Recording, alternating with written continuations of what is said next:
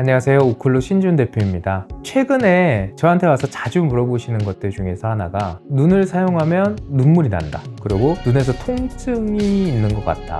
눈을 사용하고 난 이후에는 두통도 온다. 이렇게 이야기를 해주시는 분들이 계신데 이게 이제 눈과 관련되어 있냐 아니면 다른 원인 때문에 그런 거냐 라고 이제 질문을 해주시는 경우들이 많습니다. 보편적으로 보면은 그래서 어떻게 하시고 계셨어요 하면 눈을 아예 사용을 안 하거나 불을 꺼서 눈을 잘 안 보게 한다던가 아니면 건조증이라고 안과에서 이야기했던 것 같아서 눈물을 가끔 넣어준다던가 하면 조금 시원해지는 느낌이 있다가 다시 또 이런 증상들이 있는 것 같다 라고 말씀을 해주십니다. 그래서 눈의 구조적 질환이 없는 경우에 내 눈에서 이런 증상들이 나타난다면 이건 무엇 때문일까? 검안사의 시선에서 눈에서 나타나는 통증, 그리고 피로, 그리고 두통, 눈물까지 같이 설명드리도록 하겠습니다. 우선은 위에 나타났던 증상들은 거의 시기능에 대한 과부하나 문제로 인해서 나타날 수 있다고 말씀을 드리는데요. 시기능 하면은 뭔가 되게 특수한 기능일 것 같다라고 생각을 하시는 경우들이 많습니다. 근데 일반적으로 우리는 세포라는 어떤 구조가 있다고 하면은 그 구조에는 항상 기능이 같이 딸려 있습니다. 예를 들어서 심장이라고 예시를 들어보면 심장의 구조들은 뭐 판막도 있고 혈관도 있고 다양하게 있겠죠. 그럼 그 구조만 가지고 있냐? 기능은 이제 펌핑 작용 을 해주는 기능을 가지고 있겠죠. 그리고 이제 두 번째 뭐 근육이라고 하더라도 근육은 구조적으로 근섬유를 가지고 있을 거고 그 근섬유가 기능적으로는 수축을 하고 이완하는 그런 작용들을 하겠죠. 그렇게 구조가 있으면 기능이 있는 거고 시각 역시도 구조가 있고 기능이 있다 이렇게 생각을 해주시면 쉽게 이해가 될 것 같습니다. 그럼 눈은 구조적으로 어떻게 되어 있을까요? 눈을 구조적으로 보면은 제일 앞쪽이 각막입니다. 그리고 그 각막은 굉장히 높은 도수의 렌즈 형태다라고 이야기를 합니다. 그리고 눈 안쪽에 또 오토포커싱 작용을 하는 수정체라고 하는 렌즈가 있습니다. 그 수정체를 이제 부피를 늘리고 줄이는 작용을 하려면 눈 주변의 근육이 또 수축 이완 작용을 같이 해줘야 됩니다. 그리고 안쪽으로도 들어가면 이제 망막이라고 하는 필름이 있을 거고요. 그 필름 역시 해상도를 만들거나 공간 위치를 구분하는 역할들을 합니다. 그리고 눈은 그대로 고정되어 있는 상태에서 우리가 고개만 움직여서 위치 파악을 하는 게 아니다 보니까 눈을 좌우 상하로 움직일 수 있는 눈에 붙어 있는 근육들이 존재합니다. 그 근육들 역시도 눈을 방향을 이동시키는 기능들을 가지고 있습니다. 그럼 이런 눈에 달려있는 구조들은 전혀 피로감이나 통증을 느끼지 않을까요? 그리고 이 눈에 있는 구조들 역시도 근육과 신경으로 이루어져 있다 보니까 너무 과로하거나 너무 많이 사용을 하게 되면은 이 피로가 생길 수 있지 않을까요? 다리나 팔같이 사용을 하고 나면 우리가 뻐근하고 피로가 느껴지고 통증이 나타나는 것처럼 그래서 오늘은 눈에서 나타나는 피로, 그 피로가 어떻게 통증으로 바뀌고 그 통증이 반사작용으로서 눈물이 발생되는지에 대해서 설명해 드리도록 하겠습니다. 우선은 눈이 피로해지는 게 가장 첫 번째입니다. 눈이 피로해지는 원인을 살펴보면 일반적으로 눈을 모으는 작용을 할 때 두 안구가 안쪽으로 수축돼서 들어가 줘야 되거든요. 두 안구가 안으로 들어가려면 안쪽에 달린 근육을 수축시켜 줘야 됩니다. 그럼 그 수축을 계속 장기간 유지하게 되면은 눈에는 당연히 부산물들이 쌓이면서 피로함을 느끼게 되겠죠. 그리고 두 번째는 가까운 걸 봤을 때 또 포커싱 작용을 해줘야 되기 때문에 그 포커싱 작용을 할 때 눈 주변에 또 근육이 안쪽에서 이렇게 수축해줘야 됩니다. 그거 역시도 과다한 사용을 하게 되거나 눈을 너무 많은 시간을 보게 되면은 눈의 피로도가 증가하게 될 수가 있겠죠. 그래서 가장 약한 신호가 눈의 피로다. 그럼 이제 좀 쉬어줘야 될 것 같아. 너가 지금 눈이 힘들어 하니까 너는 조금 쉬는 게 좋을 것 같아 라고 하고 이렇게 경고를 보내는 거죠. 그럼 만약에 이렇게 근피로가 지속이 되고 있음에도 불구하고 계속적인 과긴장을 한다던가 과로를 쌓게 된다면 어떻게 될까요? 그럼 통증으로 바뀌게 됩니다. 통증이라는 건 결국 신경이 지금 위험한 것 같은데 라고 하는 위험 신호 같은 거라고 생각하시면 되는데요. 눈의 신경 감각을 유지하고 얼굴의 감각을 유지하는 신경이 3차 신경이라는 게 있습니다. 이 3차 신경은 눈에서 뭔가 위험 신호를 받게 되면 또는 근에서 위험 신호를 받게 되면 이거 조금 위험한 것 같아 라고 통증으로 이 신호를 느끼게 해줍니다. 감각을 주로 느끼는 신경이다 보니까 감각적으로 위험한 것 같아 라고 느끼는 것까지가 이 3차 신경의 역할입니다. 그래서 단계적으로 보면 시각이 과부하를 느껴서 피로하다고 느끼게 되고, 그 피로하게 느낀 것을 우리는 처음에는 그냥 뻐근한 것 같아, 뻑뻑한 것 같아 이런 식으로 느끼다가 이게 더 이상 넘어가게 되면 이제 3차 신경이 위험할 것 같은데 통증을 느끼게 해서 이걸 더 이상 하지 않도록 하게 만드는 거죠. 그럼 이 통증을 느낀 상태에서도 지속되면 또 다음 이제 환경으로 변화가 되긴 합니다. 우리가 그냥 일상생활에서도 이 3차 신경이 자극을 받아서 통증으로 느끼는 경우, 두통으로 느끼는 경우들이 꽤 많은데, 보통 우리가 통증이라고 하는 거는 통각을 온도의 변화, 압력의 변화 이런 것들을 가지고 통각을 느낄 때 사용된다라고 이야기를 하거든요. 그럼 날씨가 갑자기 추워지는 경우에도 두통을 느껴지는 경우들이 있는데, 이런 경우도 3차 신경에 의해서 두통이 느껴지는 경우들이 있습니다.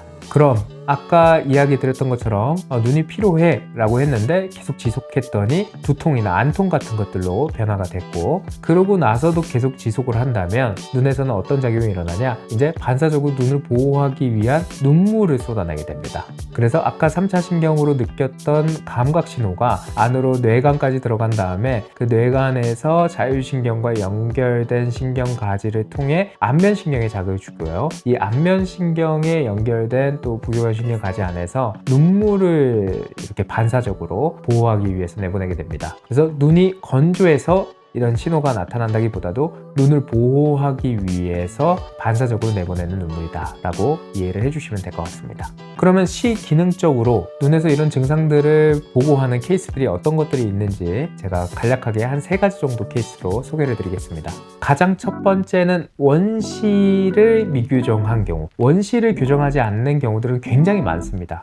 왜 그러냐면 우리 눈에서는 초점을 앞쪽으로 당기는 기능은 가지고 있습니다. 이걸 조절 기능이라고 하는데, 원래는 가까이를 볼 때만 사용하는 기능입니다. 그런데 원시를 미규정했다라고 하면은 이게 원거리에도 사용을 하게 됩니다. 그럼 지속적으로 눈 안에 근육을 수축해서 과긴장한 상태가 일상생활 내내 지속된다는 거죠. 그렇기 때문에 만성적인 눈의 과로와 피로를 가지고 있습니다. 근데 이게 커버할 정도의 힘이 충분한 어린 나이 때는 조금 괜찮을 수도 있고요. 가까운 작업을 너무 많이 하지 않는 군 안에서도 괜찮을 수도 있습니다. 그런데 만약에 내가 성인이 되고 난 이후에 가까운 작업을 많이 해야 된다던가, 아니면 조금 과로하게 눈을 사용해야 된다던가 하면은 그 증상이 갑자기 트리거가 되면서 더 심하게 느껴질 수도 있습니다. 보통은 근거리에서부터 불편 증상이 나타나다가 원거리로 점차적으로 이제 확장되는 특징을 가지고 있습니다. 그래서 이거 역시도 처음에는 조금 피로함을 느끼다가 나중에는 통증이나 두통 같은 것들로 나아가고 나중에 눈물 반사까지 나타나는 경우들도 있습니다. 두 번째는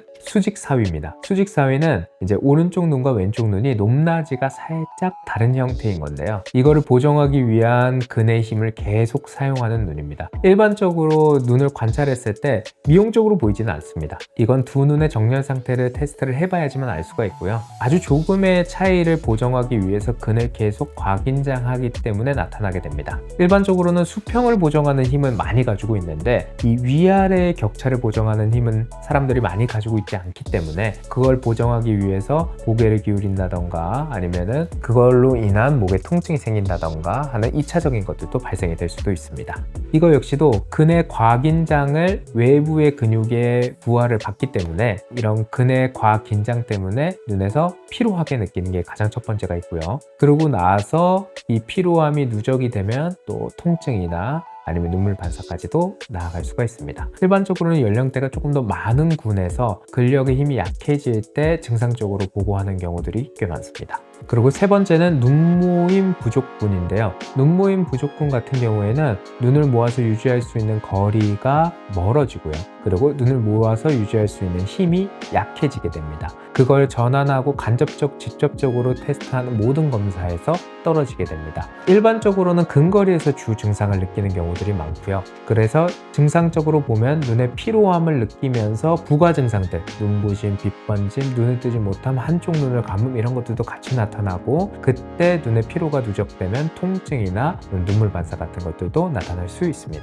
그래서 임상적으로 보면은 각 구조가 가지고 있는 기능이 떨어져서 증상적으로 나타나는 경우들이 많습니다. 그럼 구조 자체가 문제인가? 그렇진 않습니다. 구조 자체가 문제가 되는 경우에는 질환적 문제로 봐야 되는 거고, 그 구조는 정상이나 기능의 수치가 떨어져 있는 경우들로 보면 됩니다. 그래서 각각 원인이 어떤 것 때문에 떨어졌는지를 기능 검사를 해서 그 적절한 처치를 해주는 게 중요합니다. 왜냐면 증상은 다 동일하지만 처치 방법은 서로 다르기 때문입니다. 그럼 이런 것들을 하면 증상이 줄어들까요? 시각의 기능 문제 때문에 생긴 것들은 줄어들 수 있습니다. 일반적으로 안경을 통해서 보정을 하고, 그 보정을 한 이후에 증상이 남는다면 재활이나 기능 수치를 높일 수 있는 방법들을 통해서 훈련을 해줍니다. 그렇게 하면 증상들이 대부분 감소되는 측면으로 나아갑니다. 근데 만약에 남는 증상들이 있다면은 그거는 내가 아직도 너무 정상인 시각 기능 상태에서도 과로하고 있거나 너무 피로한 상태에서 눈을 사용하는 경우들도 있을 수 있고요. 아니면 다른 원인에 의해서 나타나는 경우들도 있습니다.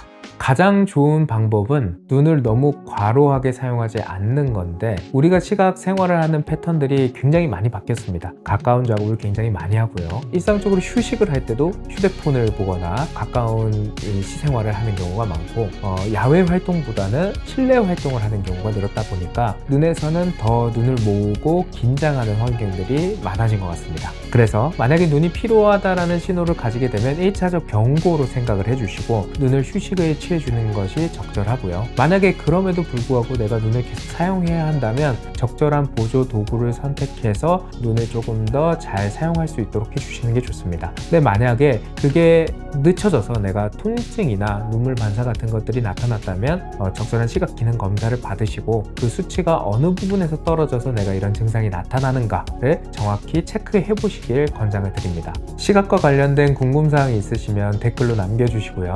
매주 시기능과 관련된 새로운 정보를 알려드릴 테니 구독과 알람 설정 부탁드립니다. 눈으로 보는 모든 순간이 편안해지도록 오클루가 함께 하겠습니다. 감사합니다. 신준이었습니다.